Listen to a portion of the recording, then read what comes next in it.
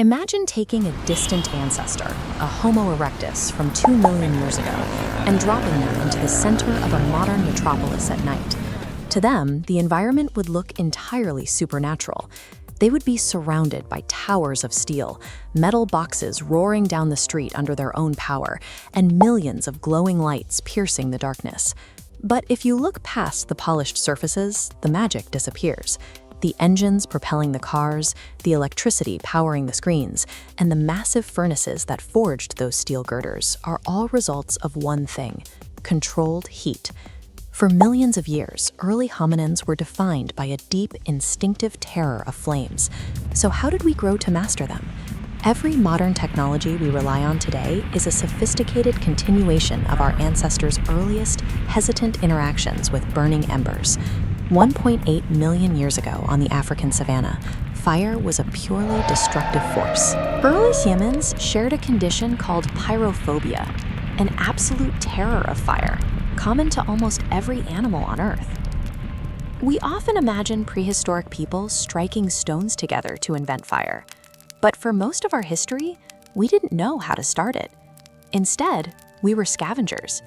When lightning struck dry brush or natural wildfire swept across the plains, early hominins learned to approach the aftermath and carefully collect smoldering branches. They carried these burning embers back to shelters, like Wonderwork Cave in South Africa.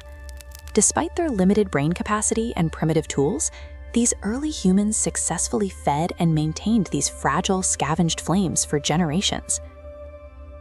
This transition from fleeing fire to tending it marked the first behavioral deviation that would eventually set our lineage apart from the rest of the animal kingdom. Maintaining those campfires led to a shift known as the cooking hypothesis. By placing tough tubers and raw meat into the flames, early humans used fire as a pre-digestive tool, breaking down dense fibers before the food was ever swallowed. Because cooked food provided easily accessible calories, the body no longer needed a massive gut, allowing the hominin digestive tract to significantly shrink. With less energy demanded by digestion, surplus fuel was redirected. This caloric boost drove the rapid expansion of the hominin brain. As our bodies changed, our behavior followed. Armed with the warmth and predator-deterring light of the hearth, we no longer needed to sleep in trees. We moved to the ground, using the extended evening hours around the firelight to build language and social bonds. This external digestive process acted as the primary biological architect of the modern human brain and body. For over 1 million years, survival depended on capturing naturally occurring fire. But roughly 400,000 years ago, we moved from passive scavengers to active creators. Early humans discovered a mechanical solution. By striking iron pyrite against hard flint, they generated concentrated, high-temperature sparks to ignite dry tinder on demand. Generating heat through friction proved so effective that the mechanism remained the standard for fire starting into the modern era, as seen in these vintage matches. Mastering ignition meant humans were no longer victims of nature's whims. We possessed the autonomous power to bring heat wherever we traveled.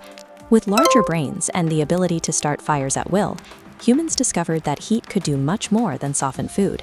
It could mutate raw matter into new forms. Around 28,000 BCE, humans discovered that baking wet clay in a fire permanently transformed the earth into durable ceramics, producing artifacts like this small figurine. As kiln designs improved and temperatures grew hotter, these crude clay pieces evolved into highly refined art, defined by precise shapes and complex chemical glazes. The escalation continued. Around 5000 BCE, humans crossed another thermal threshold when they successfully liquefied sodium-rich rocks and sand to create the first glass.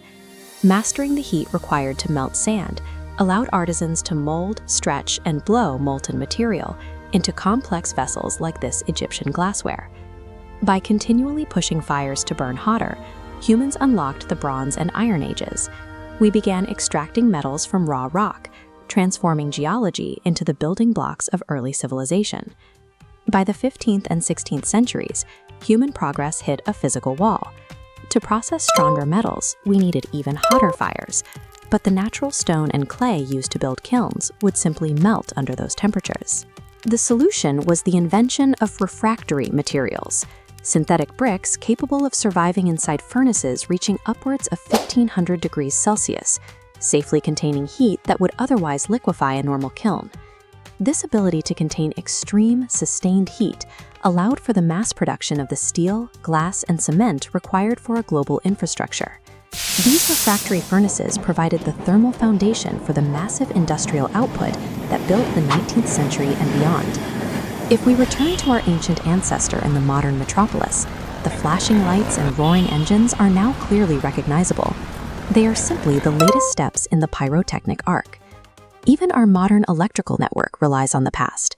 These ceramic insulators use the same clay baking principles discovered 30,000 years ago to keep high-voltage currents from short-circuiting.